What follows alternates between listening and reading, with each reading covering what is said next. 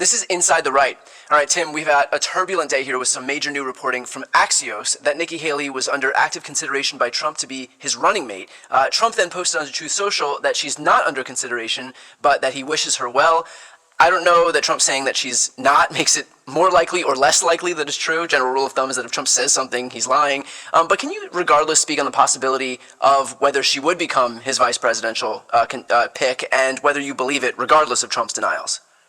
Yeah, I don't really believe the Axios scoop. What I think is happening, what I suspect is happening. Axios said they had two high-level sources around Trump, and I think that there are probably two people around Trump that do want him to consider Nikki Haley, right? And that they speak to Trump through the media, and they're trying to convince him. You saw this a ton through 2016 and 2020. People would go on Fox and be like, Mr. President, you should act more normal. Like, you should stop lashing out. You know what I mean? Like, they do this. And famously, that worked. He's now. Yeah. It was a really winning strategy. Yeah. And so, I think that is probably most likely what's happening here. It might also be, the reporter at Axios getting out over their skis, or like you said, it could be Trump lying. Like, it's hard to know for sure. I think in the biggest picture, I have always found it very hard to believe that Trump would end up picking her. There are obvious political benefits to him with these swing voters we spend a lot of time talking about here because they're going to be so critical in the general election.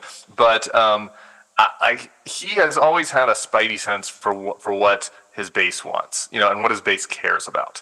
And Trump would be happy to kind of, cut a deal or do something that is not traditionally conservative or whatever if he didn't think that the base really cared. But on the things that they really care about, he's always sided with the base. And I think we've talked about this when I was at a Turning Point rally when somebody on stage floated Nikki Haley for VP, and the crowd went into a venomous rage, started chanting misogynist names about her, and I think that there was a lock her up chant that started. And just insane stuff. And so I don't think that he can merge somebody like Haley with his core audience and have it work. And that's why I've always was very skeptical that he would end up choosing her at the end of the day.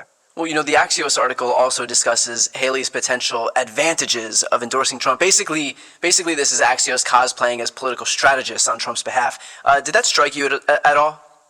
I did. I thought it's just absolutely ridiculous. The mainstream media has learned nothing. I was clicking on this article, and I'm reading it, and this reporter writes about how there could be advantages for Haley to becoming Trump's VP. As he writes, he says that if she does not endorse Trump, it would threaten any future presidential campaign or future in GOP politics for her. And if she does it, that this could help her have power in the GOP in the future. And it's just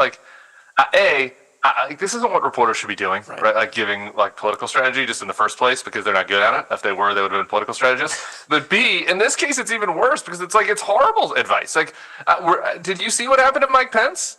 Was this reporter paying attention to what happened to Mike Pence? And this is just total DC brain rot where they treat politics like it's a game of Risk or we're playing fantasy football and, you're trying to give a strategic advantage about how you can do better than the other team. And it's there are real life consequences to this. Mike Pence almost suffered actual physical harm as a result of becoming Donald Trump's VP. His future in GOP politics was not benefited by becoming Donald Trump's VP. He is nowhere to be found now, not even endorsing Donald Trump.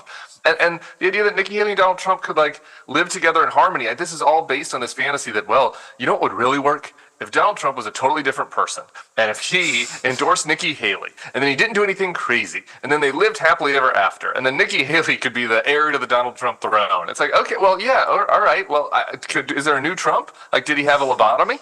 Yeah. This whole thing is just so stupid and shows a total misunderstanding of Trump and the MAGA base. And it's how can these people still misunderstand, this MAGA threat 9 years into the Donald Trump era? Yeah, this also shows, more broadly, how the media is just missing the mark. It's just not meeting the moment when it comes to the threats that are facing this country right now.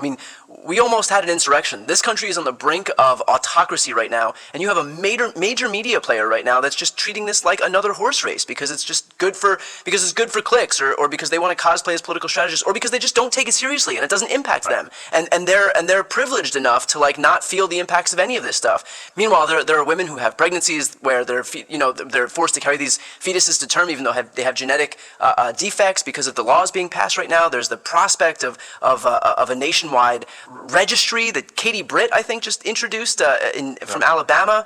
I mean, all of this stuff this impacts people's real lives, and I think that's why so many people get disgusted with political coverage and why they check out is because for the media who covers the majority of this stuff and where we're supposed to get our news, like it's just a joke, like it's a game. And so of course people look at politics cynically is because look at this coverage of it. Yeah, totally cynical. And there's no contemplation of the stakes, right? It's just like, oh, it might be good for Haley to get on board with Trump.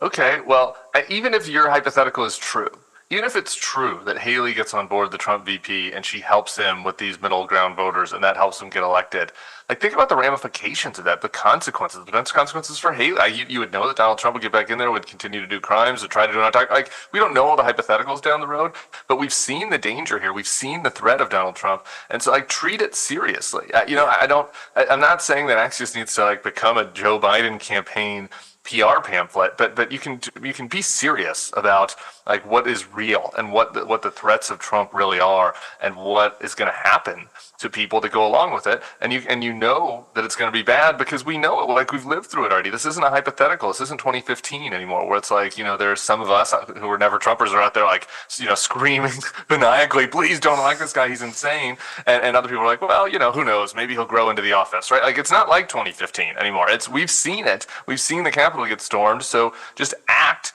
based on the information that we already have and stop doing this stupid parlor game bullshit. Yeah, I think like that is part of this whole both sides journalism that kind of drives people insane, especially since you can have a bias in favor of democracy. It doesn't always have to be Democrats and Republicans are on the same playing field and everything is completely normal. You can have a bias in favor of democracy because like this is the plane we're all on, and if democracy falls, then we all die with it. So if one party is being anti-democratic, and then like it's okay to call that out, even if it's just one side who does it. But I mean, that's a beat that we've all covered for a long time. You mentioned reaching those never Trumpers or pro-democracy Republicans. That's the audience that you reach at the Bulwark. So for everybody watching right now, if you want to help elevate their content, to give more of a permission structure to those normal Republicans out there, or former Republicans or independents who are trying to figure out where to go in this upcoming election, please help elevate Tim's content over at the Bulwark by subscribing. I'll put the link right here on the screen and also in the post description of this video. Tim, back to Nikki Haley, it probably is too late for her to come back at this point. She's embarrassed Trump in just about every primary state. Just recently, you and I did a video where she took 22% of the vote in that liberal bastion that is Indiana. She also took 17% in Trump's must-win state of Pennsylvania. So at this point, what's her calculus? Because I would assume that the damage is already done for Nikki Haley. I can't even imagine a world in which she has a future in Republican politics at this point. Yeah, same. I don't, look, the Republican Party's never going back to Nikki Haley. No matter what, your viewers think about Nikki Haley, she has her strengths and weaknesses, her policy views, but like this pre-Trump, kind of view that America needs to be very strong on the global stage. She's socially conservative, but like, not a culture warrior per se, right? Like the sort of classically liberal, right-wing, Republican, that party. That's gone, and the voters don't want it. So, like, they're never going back to her. It doesn't matter if she takes his VP or not. Like, she's not going to be the heir to this MAGA Republican Party. Yeah. And so, like, to me, then if you've accepted that reality, then the question is, okay, what does she do? And I wouldn't have been surprised just because we've been disappointed so many times that maybe she endorsed Trump because she doesn't accept that reality. She thinks maybe he might lose or die or go to jail, and then maybe the things change. Maybe the party does go back. I think that would be a mistaken calculus, but I could at least understand that calculus. That's by endorsing him, not being the VP, right? Like I can't understand as like, I would think that'd be really stupid, but I can understand how she would convince herself to do that. Another option is just stay on the sidelines like Mike Pence did. That's basically those signing your political death warrant. And, then there's the other West Wing fantasy option, which I like to put forth because I legitimately think this is the best option for Nikki Haley, which is endorse Joe Biden.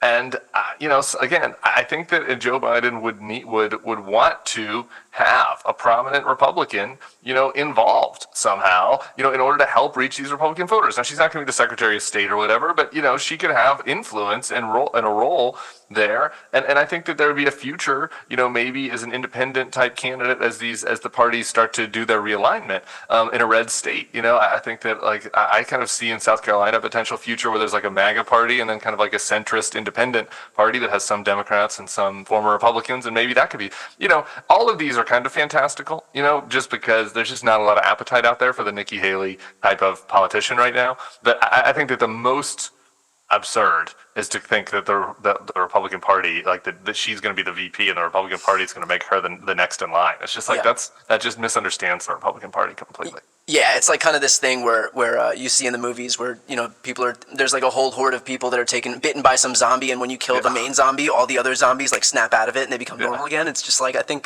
this ship has sailed by this point. I would love for that to happen. By the way, if there's a zombie bite somewhere and the Republican Party goes back to Nikki Haley, that would be great. We could disagree with her on a couple of issues and be in a normal political environment, but I don't think we're in a zombie movie. No, I think zombie bite is probably the most realistic option at this point for the Republican Party, going back to how it was. Yeah.